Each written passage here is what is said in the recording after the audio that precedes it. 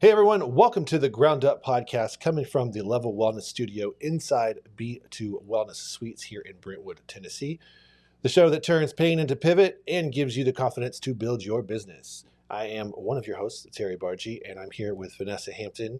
Roy is still on holiday break because this is January 2nd that we're recording this. It is. That's a behind the scenes thing I don't normally give out. And we're joined today by April, Calvin, and Demetrius Perkins. Guys, thanks for being here. Thank you for having us. And where are you from? I'm from Nashville, Tennessee. How about that? I'll start with that. And we work with the Office of Homeless Services. Yes. You guys are here from, as we affectionately know your department to be OHS. OHS. And we've gotten to know you over the course of this last probably, 4 months-ish? Mm-hmm. Where I was like a bull in a china shop with what I wanted to do with Rise Up. And you guys were like, hold on. Hold the bus. So we want to get into you really are. Yeah, we want to get into that. We'll talk a little bit about OHS, what you guys are doing in Nashville. But I'd like to get to know you both a little bit more. Yeah. So how did you get into? I assume we're social workers. Yes, both of you, or no? Social services. Social services. Mm-hmm. Clinical therapy. Okay. Oh wow. Okay. So April. We'll start with you. How did we get here? How did you get to this position at OHS? Oh, well, I grew up as a military brat, and we traveled quite a bit, oftentimes leaving things behind. And what I knew when I grew up was that I wanted to be in a field and a profession that allowed me to give back and help other individuals that may be in situations that's similar. Yep. And so I went off to college and, graduated at 22, thinking I knew everything that I needed. You didn't? I did not. I soon quickly learned and found out that I did not. Started working at a local nonprofit here in Nashville and, all the way from direct services to programmatic management to the executive director of that organization, and then was looking to do something much more on a macro level instead of a micro level, and applied for the position here at Metro Office of Homeless Services. I want to say that when I moved over here to the Office of Homeless Services, it was still under Metro Social Services. Okay. We were not yet an office at that point. We're about 2 years old now. Okay. So, relatively new. Yes. Oh, yeah. So, at one point in your young life, you decided that nonprofit work, like this type of work, was going to be your career, your life. Like, Absolutely. What was there something that triggered that? Or was it the way you were raised? Well, I think the way that I was raised, from one, I had wonderful parents. Two, we were always in acts and fields of service growing up, and I think moving around a lot always had me feeling a little unsettled, and I think it's actually made me who I am today. Being very versatile and able to get along in all situations. But I realized that there were some things that I would have wanted to do differently as well. And so just my way of being able to give back and help individuals that may find themselves in similar situations, moving a lot, not having all the things that they need, losing items along the way. Our unhoused individuals, I don't make light of their life and the situations that they are going through, but I think my my early formative years really helped me to kind of understand some of that. That's funny. You and I share a similar background.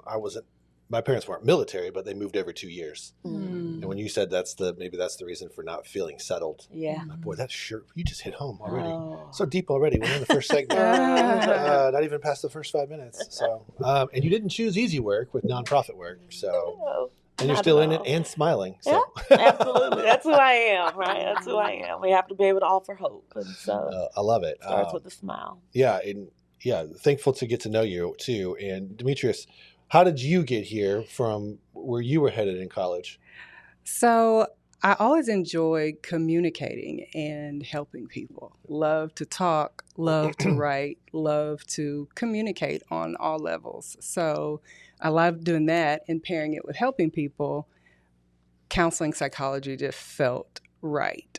So I did clinical therapy for about 13 years before going to work with juvenile court and Judge Calloway. There was initially an assessment team there when I first got there, which is how I ended there. I saw that in a clinical space, I wasn't able to see what the real need was without seeing people in their environment and in their space. So I took that position to be able to impact change right where they were. But what brought me to the Office of Homeless Services is I also saw that the gap was we weren't able to get to the kids soon enough. So that intervention didn't happen early enough, and it felt like we were a little bit behind the message. By the time it became newsworthy, kids were already dead, or the people's lives were already impacted. So when this opportunity to message information for the Office of Homeless Services, I thought, wow, what a way to get in front of what could potentially be someone's death and find life in it. So it has been rewarding to be a part of housing surges where I get to see someone move into a house immediately. It's been impactful to see the impact that the office has been able to have, along with community partners, with increased funding year over year. I think when I first got there, the funding may have been $9.8 million from the federal government. I don't remember that exact number, but since that time, it's increased to 11.8. Despite where we may be right now, just to be a part of messaging that I see can save lives has meant everything to me. And how long have each of you been with the Department of Homeless Services? Well, it's a 2-year-old office, and I stood up the office. So I started with Metro 4 years ago, and we created this office, and we blossomed from a team of 12 to a team of 42. Oh, wow. That's incredible. In 2 years. So I've been with the office 2 years. Okay. Wow. Yeah, I love that. You've just been getting closer and closer to the root cause. Yes. And it's been very exciting to me. Just the process for seeing what it looks like to save someone's life on the front end. Yeah, that's really cool. And you're certainly still using your education on so many different levels. Absolutely. Yeah, like I'm a little bit worried she's going to analyze us while we're sitting. No, but she does. She did, and she will. No, you've been not warned. True. But I tell you what, it's been helpful in being in spaces where maybe the message is not typically received, but I'm just able to hear people and communicate where they are. That's been very helpful. And it comes from a real place. It's authentic. So I've been able to, I feel like, communicate with people who were not willing to have a conversation before. That's we connect really well with people in the mental health space for sure. Like Vanessa and I go super deep in our regular day conversations. So always trying to get in there to try to figure out what the root cause is, how to be better, how to pivot smarter, work with entrepreneurs in that space too. Hence the podcast that you're in. I should have probably told you that before we hit record. There's that. There's that.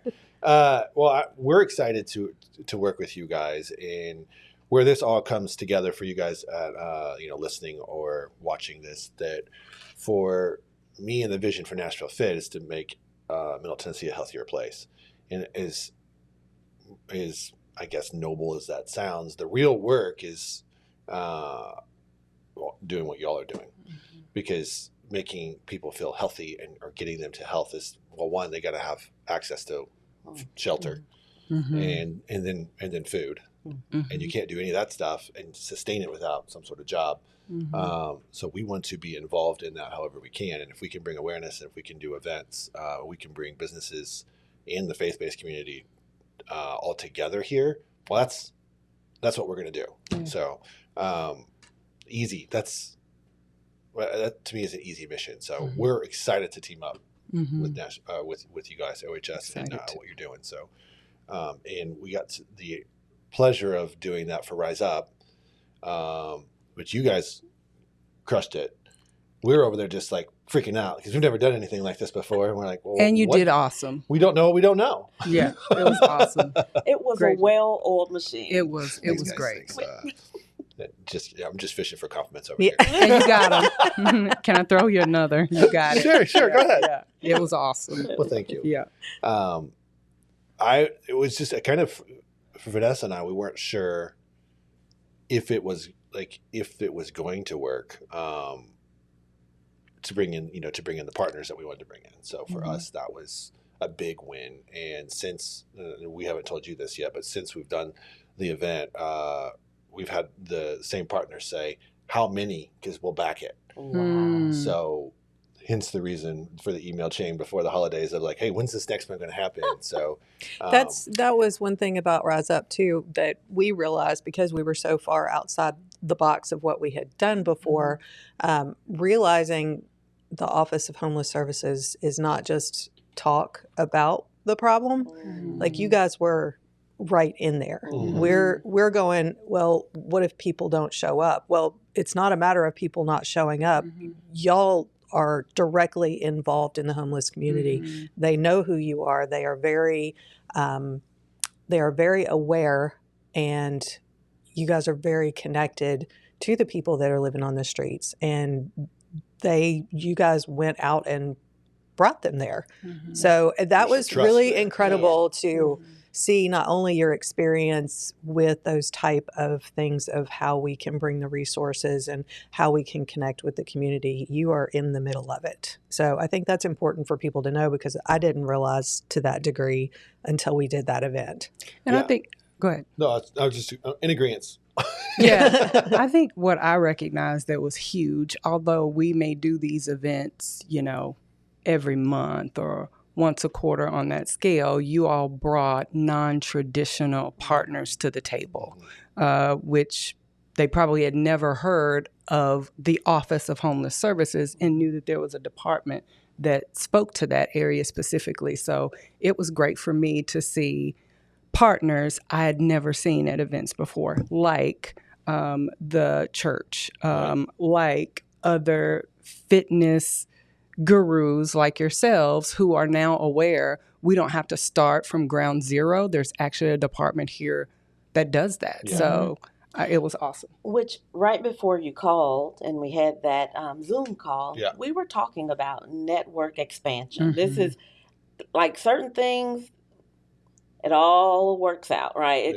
In alignment, direct alignment with what our office had been talking about as far as network expansion. How do we reach out to the faith-based community? The one thing that in the business community, we had no idea how impactful the fitness industry would be in such a situation. I think about when I work out, whether it's True Fit, the YMCA, or Planet Fitness. Just want to say all of those, because I don't know who you just want to be clear on that, wherever you work out. But a lot of our unhoused individuals utilize the gym for showers. And you may see locks on lockers, because that's really what they consider as their bathroom or their home at that point in time. And so we had already started talking about internally at the Office of Homeless Services, how do we expand this network? This level of work will not be resolved or ended with utilizing the same partners year after year, week after week, day after day. And so your call was timely. Yes, it was. And I've heard that. We heard that from a few other individuals too.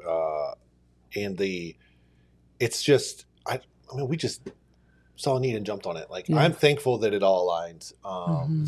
And I'm always a little bit blown away when I look at it. I'm thinking, I have a motto that I beat into the ground. It's collaboration over competition. And I'm just like, there's more ways to collaborate. Like, how can we do more together? And when I was talking to one of my buddies, Robert Tyler, with Uprise, and it's a nonprofit, and he was like, none of the nonprofits know who else is out there.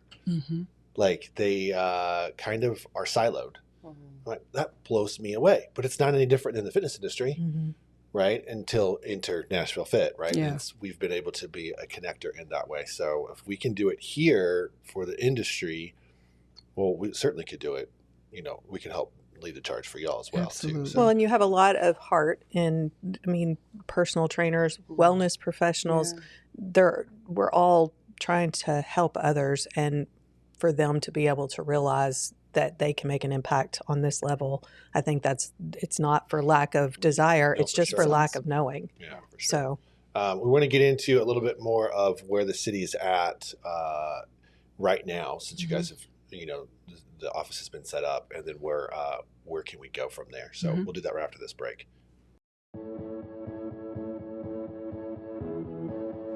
If you're a wellness or fitness pro looking for a space that truly fits the way you work, check out B2 Wellness Suites. With locations in Brentwood and Mount Juliet, B2 offers private suites, shared offices, and day rentals, all in a calm, welcoming environment designed for our industry. But it's more than just a space, it's a community of like-minded professionals who support, inspire, and grow together. Learn more at b2suites.com.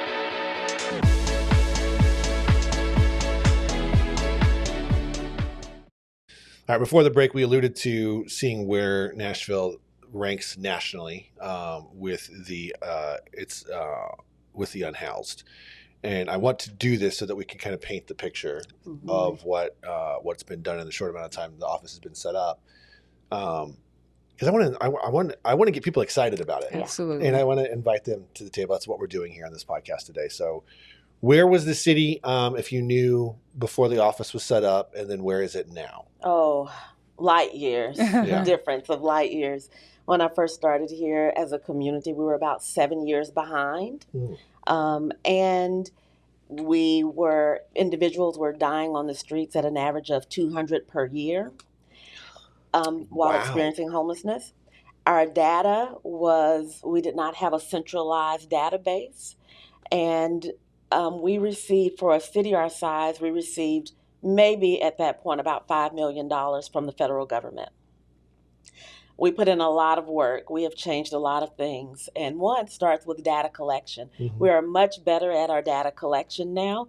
We also integrated data from one of the largest shelters here in town, which has really helped us to even understand our numbers. So I hate to say this number simply because it makes it sound really small, but homelessness is less than 0.3% of Nashville, Davidson County, right? So that number makes it sound really small, but the concerns as it relates to our unhoused individuals, the level of them that are experiencing chronic level homelessness is huge. And the amount of work, energy, money, and resources that go into addressing homelessness does not feel like 0.3%, right? And so I just want to make sure that that number does not diminish the need in the services. As you drive down the street, you see the need. So that's one. I think addressing, as we started addressing data, we've done better at getting more income or resources as it relates to the unhoused population.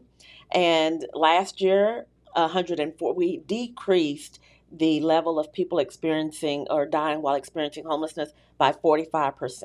Oh, wow. That was great. This year, it went back up a little bit, but we're still much lower than the average that we were averaging 3 to 4 years ago. So that 0.3%, to give everybody an idea of what that looks like in the number of individuals. How many do you have an estimated number of homeless individuals at this particular moment? So we do, and this is probably a great opportunity when we get down here for the call to action. Every year we have to do a pit count. Write this down, Demetrius, because we'll need to make sure to share you all's information.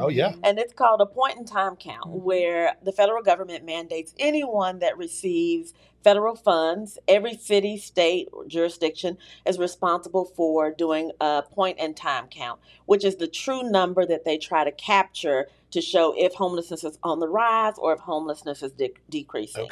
And so you'll hear them talk about PIT count, point-in-time count. It's the end of every January, at the end of the month, for 3 reasons, and it's in the middle of the night. So if you guys are night owls. Yeah, there you go. I couldn't think of it. Night owls. It's 3 reasons. One, it's at the end of the month because a lot of our unhoused individuals typically could afford a hotel maybe the first 10 days out of the month with disability income and things like that, but not enough to sustain themselves. They do it on the coldest night so at the end of January, the coldest month, because typically people would be in shelter. And it's an easier way to count people because they're inside instead of outside in encampments.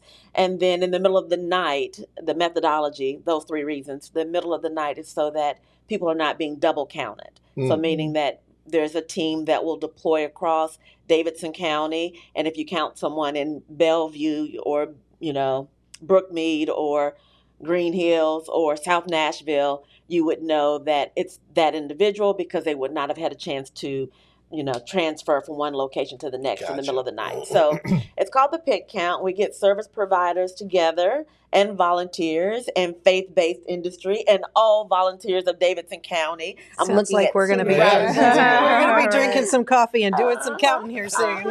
And it's some well-oiled teams. There's team leads that's done this work for over 10 years that are leading the teams. Everyone's broken up into jurisdictions so that they'll know which location that they should go and count. And so anyways, in looking at our point in time count, we have only increased by 2.4% in the last 2 years, which nationally, the national average increase was 18%. Wow. And so we're far below the national average. An increase of 1, it's too many. Right? Sure. We want to be on a trend of trending downward, but understanding our national average, understanding the, economics and housing crisis and wages not keeping up with the cost of living, I think that a 2.4% increase is to be commended. And that's 2.4% of that 0.3% of... Yes. Okay. And then what does that look like in a solely numbers? Solely numbers. So during our pit count, there was 2,100, a little bit over 2,100 individuals that were counted. Looking at our database, because we're doing really much better, we're doing really great at collecting more data. And so looking at our database, we average at around 3,100 individuals in Nashville experiencing homelessness. Yeah. So what April also, I know she was probably going to get to it, the reason that number is so important, why we have to gather that data, because a large part of federal funding depends on like the number. How many are unhoused, how many are being served. And so the better we are at collecting that data, the better our chances is for increased funding. Or much more your strategy. Yeah. They don't give you money just because you got a whole lot of unhoused individuals. Sure. It's much more of your strategy, your community collaboration. We have to write a very large community application that shows the work that we're doing. With that amount of people. Yes. Yeah. It's like grant writing, I assume. Yes. Yeah. To make you jump through hoops. Just not awesome. Well, in that amount of time, so I'm interested to know, I assume it fluctuates with the amount of people moving here, right? Because this is holistically what happens to every city. When there's a boom, the downtown area goes from being affordable to being completely priced out. People are priced out. So they shift down, right, to the suburbs and then further down from there. Is that something that we can expect to see naturally rise through as Nashville's population continues to grow? Or so, I do want to say this. I think sometimes it's confusing. A lot of council members ask us, are these Nashvillians or are people moving here and becoming homeless? Sure. And so we looked at our data and surveyed individuals, and 85% of the individuals said that their last zip code when they were born or their last zip code was here in Nashville prior to becoming homeless. So that's one. I think as we look at housing market here, we go through, just like any city, we go through cycles. Sure. When I first started here, people that made decent, I would say the average AMI, area median income, were competing for housing options that individuals, lower income individuals would normally utilize. Okay.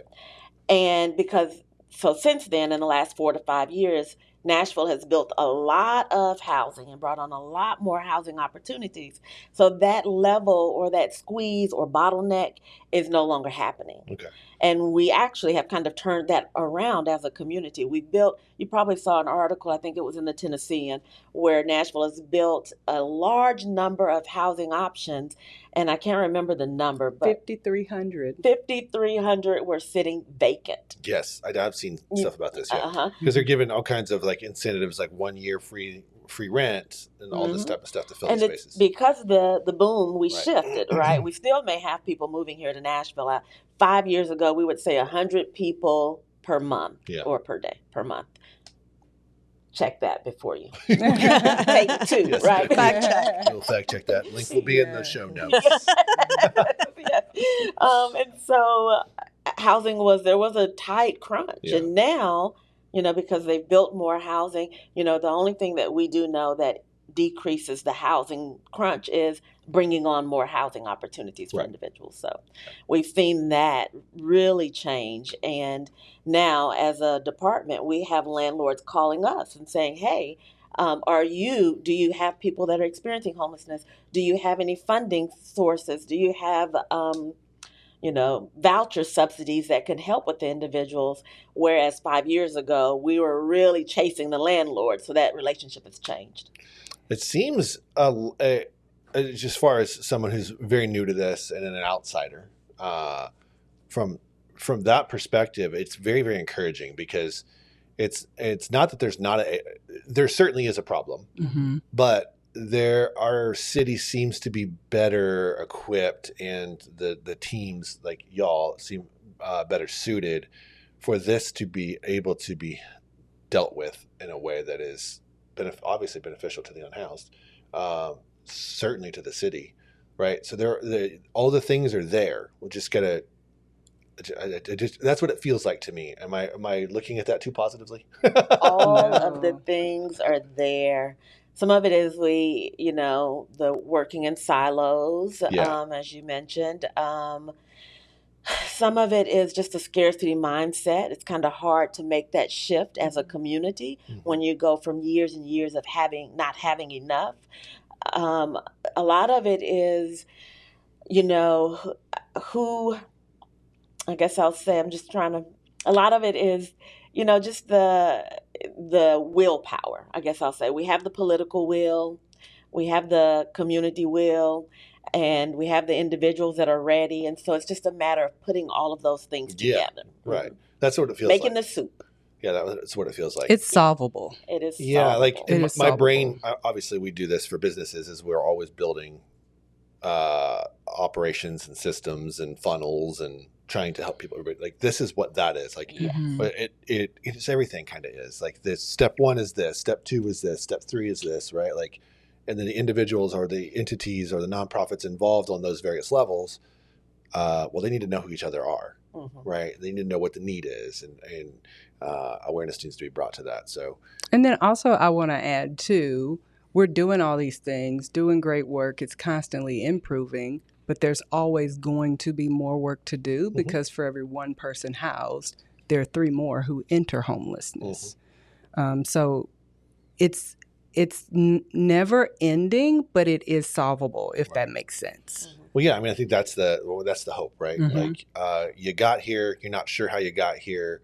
How do you get out? Oh, it turns out there are several ways to help you get back on your feet. The faster you can get that information into people's hands, right? And it's not a one size fits all, right? Yeah, so it's, for sure. Resolving this issue and this crisis for the individual looks totally different for each individual. Yeah. We're going to elaborate on what that looks like, because that's in my next segment where I have on my whiteboard, it says solution. So we're going to get into that.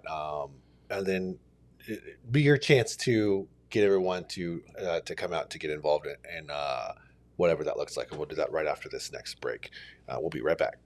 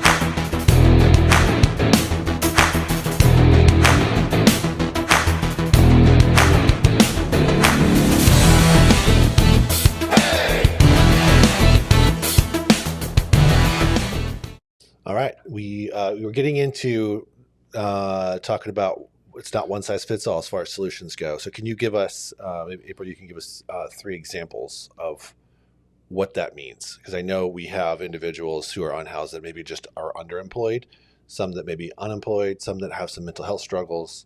What do those solutions look like? Yeah. So I'll start with this work cannot be done without our community partners. OHS is not doing this work alone. We actually work with over 45 other community partners across Davidson County, helping to provide this level of work, meaning permanent supportive housing as a solution, which is housing for individuals that may be experiencing chronic level homelessness, meaning they have a disability and have been homeless for longer than a year. And so that's one. That's one intervention, permanent supportive housing. We partner with agencies that provide that level of work, like Park Center. I just don't want to start naming agencies because I'm going to leave someone out, right? So we partner with agencies to do that. And also, Office of Homeless Services has permanent supportive housing within our portfolio by the name of Strobel House, 90 units of housing for people experiencing chronic level homelessness.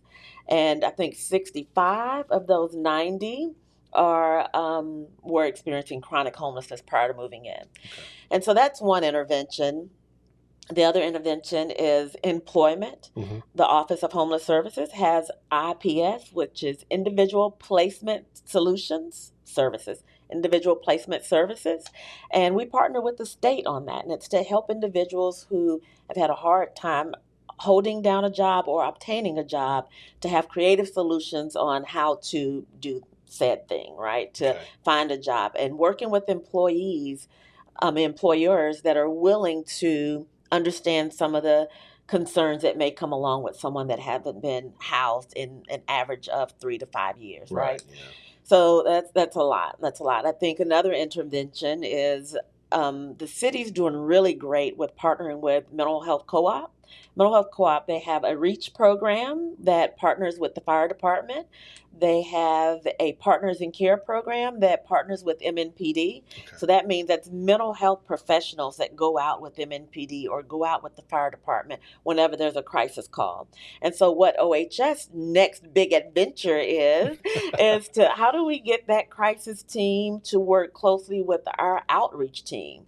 So as our outreach team is out, whether it's hosting resource fairs, going out into encampments, or visiting individuals that may be in a crisis while living outside, how do we bring that level of expertise with us along the way as well?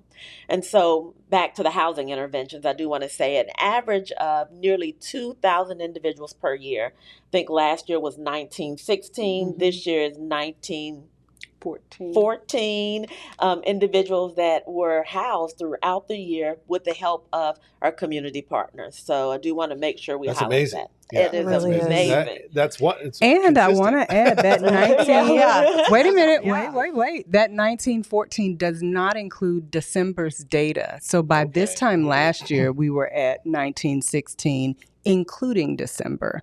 But today, we don't have December's data. We won't have that for another 2 weeks. So we're already on track to surpass the 1960. Well, that's great. That's huge. That's huge. Yes. I think being able to offer hope, because some of our individuals, I do want to say 3 things. Some of our individuals are experiencing homelessness because they're not connected to service providers, or they're not connected to what's called a coordinated entry process, which is a system where we enter everyone in. It's a little bit of an assessment process. And then third, they don't have all of their documents, meaning birth certificates, photo ID. And so if there's anyone that's experiencing homelessness that's listening to your podcast, just want to make sure that they know those are the 3 ways to get connected to housing by utilizing the Office of Homeless Services in a swift manner. And you all are doing that. So when individuals are coming into the Rise Up event, you were catching their information and getting them registered. And that, absolutely. Yeah, and that's super helpful. Well, and that goes back to y'all communicating with the homeless population, because they all knew they were seeking that out. So you have apparently done a really great job of them knowing that they need to talk to you for resources in that manner. So as the public information officer, my goal moving into this year, of course, I think we mentioned it at the beginning of the podcast, I'm a believer too. Write the vision, make it plain that they Right, may right. run who read it. So one of my goals is to create a voice within the community's voice. You guys may not know, how do I help someone who I see who's homeless? So the goal is to make it clear to you how to make that connection. If you see someone who's homeless, what's the number to contact? Who do I call? 862-615-862-6444. That's coordinated entry. Everything that April mentioned, connections to mental health services, case management, or whatever the need may be. We've worked really hard to develop assessments that clearly indicate to us what would be the next step for this person. So it's not cookie cutter if you're not aware of where an immediate need can be met. Of course, if it's something that's an emergency, you're going to call 911. But if they're in need of emergency housing, where are the shelters? Right. Where can they go? So we want to do a better job of making sure that every one of you are equipped with the information. So, and if someone feels like, if someone's in a dire situation where they are about to be homeless, are you also the people that they reach out to find resources? Well, 2 other metro departments. I would want them to start there, because by the time they get to us, they've already experienced that level of homelessness. Okay. But Metro Action Commission is a metro department that could help with some financial assistance, because how do we help salvage their home prior to them becoming homelessness? And then Metro Social Services, they're great partners as well, and they can provide some ongoing intensive case management, hoping to hopefully salvage that home as well. So if they call us and they're still in a home, we try to connect them to those 2 agencies swiftly so that they don't become homeless. That's the goal, is to prevent them from becoming homeless to begin with. Okay. So we do a little bit of prevention and diversion from that same 615-862-6444. That same number, we try to do prevention and diversion as well. So if we do get that call, we want to make sure that we connect them to the agencies that hopefully can save their home. Yeah. The biggest or Nashville.gov /homeless. The biggest message there is help before you get into that situation. Absolutely. Yeah, I think that's super helpful. In going along those lines, so you know what to do when you meet someone who's homeless who wants the help. But there are individuals, I assume, that don't want to be helped. Let me tell you. Is that a thing? That's not a thing. Okay, because you hear it. You hear it all the time. That's not a thing. I will say choice, preference, and the right opportunity, right time, right person, right? So we have, this year alone, we've closed 2 encampments. One encampment, which was the largest camp that had been in operation for 40 years. And not only one individual said, I don't want any of these services and I'm going to move along, right? But we're still providing ongoing outreach efforts to that individual. What's important to note is, there's services that are out there. There's housing that's being made available, and individuals are excited about that level of housing. Now, sometimes it comes with fear. Sure. Fear of unknown, fear of possibly it didn't work in the past, fear of a service provider or government saying they were going to provide a service and it wasn't made available. So trust is a huge thing.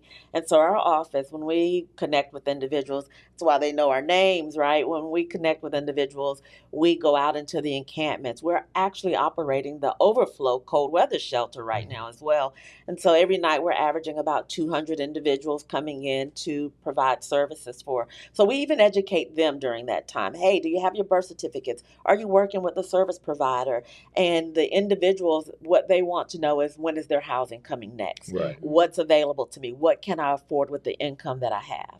It's very rare that you'll hear an individual say, I would like to stay out here, please. That does not happen. And I love that. So I love that we're putting that to bed. Is there putting that to bed? That's one of the biggest myths that we need to put to bed. Yeah, that just gets me thinking about the other ones. So what are the other public misconceptions about the unhoused? That's a huge one. So I was going to say the other one that I've heard, just as, from news media reaching out and just from questions from the general public, they may have moved inside, but then they return to homelessness or they're outside again. Right. So of the 2 camps that April talked about, over 140 of them housed, 90% of them, over 90% of them remain in housing. So they're not returning to They're homeless. not returning and to on homeless. an average, as a community, this is not just OHS, right? As a community, on an average, we average about 12% recidivism rate, meaning only 12% actually return to homeless. And it's for various reasons. I do want to share this. A lot of times people think the unhoused individual all have mental health or drug and alcohol, and they're asking me like, which one is it, right? They want that magic. The one thing that we know for sure that they all have is in common is they don't have a home. And it's for various reasons. Now, there's a percentage that have mental health concerns. There's a percentage that may have substance abuse or use disorder. And so to clump individuals, just like all 4 of us sitting here, are totally different. Right. So it's very unfair to clump individuals into, a pot or a bucket. And so what we know is the services that they'll need, the one thing that they do need is a home. And then that's why we work closely with service providers to provide that ongoing supportive services that they're going to need to maintain that home. I appreciate the record being set straight because there's you don't really think about whether it's true or not. You just hear what you hear, And I think that's thank you for helping us to highlight that point of clarity because as our office is the lead for the effort to end homelessness. We are not the direct service provider, although we partner with over 47 agencies to do the work. We're the collaborative applicant. We are the agency that is writing that application that secures the money for the city from the federal government. We are managing assets like the Strobel House to ensure that the housing that Metro does have here for permanent supportive housing, that we keep those residents in there. So I just want to I thank you for just raising that point of clarity. Yeah. While they may not be we haven't encountered anyone other than what April said who doesn't want to be housed and they're staying in once they get there.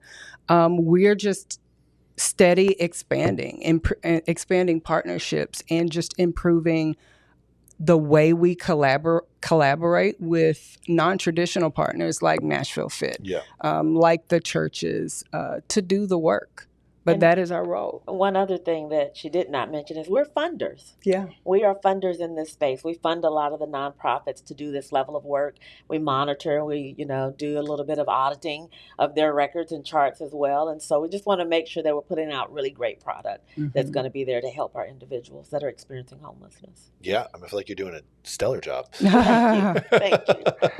Like the amount of the amount of work that you've done in the last 2 years is it's impressive. And it's not easy either. But it's that big paycheck that y'all get of why you do this. Right? Yeah, sure, that's it. It's our heart. Right? Exactly. That's what I was going to say. Yeah, this is passion our work. And our brain power that brings that passion. Yeah. I do want to talk about community involvement in the resource fairs. Some of the things you guys do on a regular basis across the city. Those do feel like ways to get the community involved, and it's certainly ways to get church groups and other nonprofits involved. I do want to elaborate on that and get into that.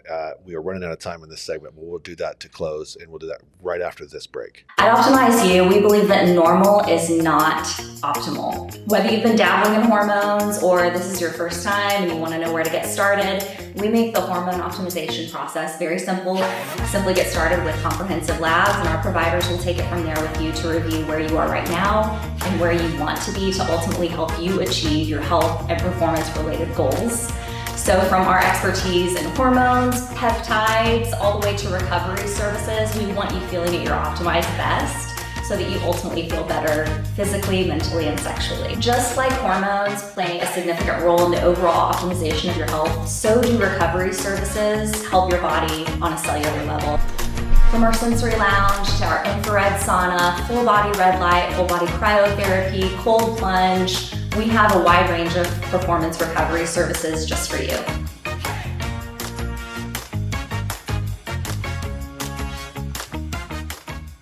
right. Going back to the subject before the break of how people can get involved, and I think what you said is what to do when encountering someone who's unhoused. It's great information. That tug, I know we all feel it. Like you pull up to a stoplight and someone's coming in, they're asking for money, and it's hard. One, because no one carries cash anymore. Two, it's like there's got to be something else that we can do. So that I appreciate you showing, telling the community what that looks like. I think it's also still important to, give what you got. Like, if you got it, share it. I'm just a believer in that way. Even just a bottle of water can go a long way and just raising someone's spirits, Do y'all have any sort of cards or anything that the public can hand out, like keep in their car to hand out with the numbers and the resources that they can? Absolutely. We have nice little resource cards that will have a number and or the email address on how to connect. Also, how to connect to other shelters. We're putting a card in place, and there's a press release that's out that will even show how to connect to other shelters. And so I think several ways people can get involved. One is the connection, having that card that to give to that individual. Also want to highlight here at the end of the year, a lot of nonprofits are doing large fundraising. We're at the beginning of the year now. You already said it's January 2nd, right? We're out. So there was a large push to do some fundraising for the nonprofits all the way up until December 31st. And then they start that over going into this year. And so sometimes I oftentimes think, is there an easier way for people that want to give to the nonprofits? And you can either do designated gifts, or you can just do a gift to the nonprofit that's providing that level of street outreach as well. So I do want to highlight that. And then third, OHS operates and runs the overflow shelter. And so we're always looking for clothing. And we've done a clothing drive with the church in the past. And so we're always looking for clothing, men's clothing, large clothes that you can just kind of layer over top, elastic bands that you can layer over top of other clothes. And then the very last way to get involved is if you know someone that has a property. So we ask landlords, being able to utilize their property for some of our unhoused individuals or formerly homeless individuals. And we have things that we can help with as far as accommodating with sign-on bonuses and assisting with furniture vouchers, assisting with the deposits and application fees. So we try to reach out to landlords and partner with them as well. And where do they, if people want to get a hold of some of those cards, is there a place for them to print those out? Is there a place that they can actually physically go? Absolutely. So I would say the first thing you should do is go to nashville.gov/homeless. Okay. And my information is there. I know this was a short time frame for us to talk about what we do, but we are happy to present this information to another community group, a church, wherever, to give people an opportunity to ask more detailed questions on how they can get involved. While April did mention, we do have the landlords who want to get involved. There are probably landlords who listen who want to know, hey, what's in it for me? What's the incentive? So there are incentives for that, and we just love to have a conversation about it. But you can see that information on our website as well, or you can email me at demetrius.cheney2@nashville.gov. I'd be more than happy to engage in conversation or communicate via email. We'll put that in the show notes underneath, along with the website that you mentioned previously. We talked a bit about resource fairs, and I know that's common knowledge to us now. We do know that. Can you let the public know what you guys are doing at these resource fairs, and is there a space for the public to come out and maybe volunteer? Oh, volunteer. There's a huge space for that. We'll start with that. We last year hosted 52 resource fairs, small scale or as large as the one we hosted here with you all at the Rise Up event, which is exciting. And bringing in more partners, more locations. We try to go across Davidson County so that we're not just always in the same location, which is important. And resource fairs can be monthly, weekly or quarterly. So weekly, we have outreach workers that are stationed at different locations, typically a library, where individuals know that they're going to be there. They can come to get services, resources. And then weekly, we'll try to do something on a little larger scale. Monthly, depending on, the regions.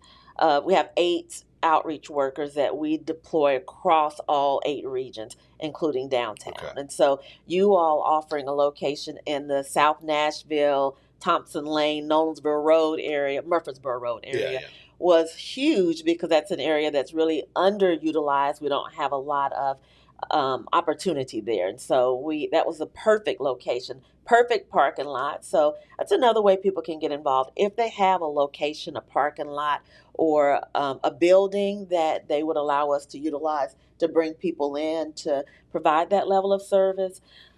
We partner with, like I say, over 45 agencies. And so we can bring agencies. Agencies are willing to go out. A lot of the proper or nonprofits that we work with, they're excited to go out into the community. And so to be able to host a resource fair at new locations, Right. 1, we can tap into old resources, and then 2, we get to tap into resources that you all may already bring to the table, which is exciting. Yeah. Man, I love it. Yeah. So much opportunity for people to get involved. And I appreciate you guys, 1, helping us bust some myths. 2, I appreciate the work that you're doing. I was exciting to, when you guys hopped on that Zoom call, and, we found a way to all work together and to do this thing big. And I'm excited to do more, for sure. I want to leave you both with one last word that you want to tell the community. And it may be the same for the both of you, or you might have it individually, but to look into the camera, and I want you to maybe, again, dispel the myth and, call up the community and leave them with whatever you want to leave them before we close out. So I'll start with you, April. All righty. I want to start with homelessness is solvable. Individuals that are experiencing homelessness, they want to be housed as well. And with all of the help of the community, all of the help of local government, nonprofits, faith-based locations, we can address this. And it is debilitating. People experiencing homelessness, it shortens their lifespan by 50 years. Their average life is 50 years. Compared to us, it's 25 years. Or, sorry, let me take 2. I'm glad it's not live. I do want to just say, I want to make sure to say this. Individuals experiencing homelessness, they're dying at an average of 50 years old. Okay. For people that are housed, that average is 75 years, right?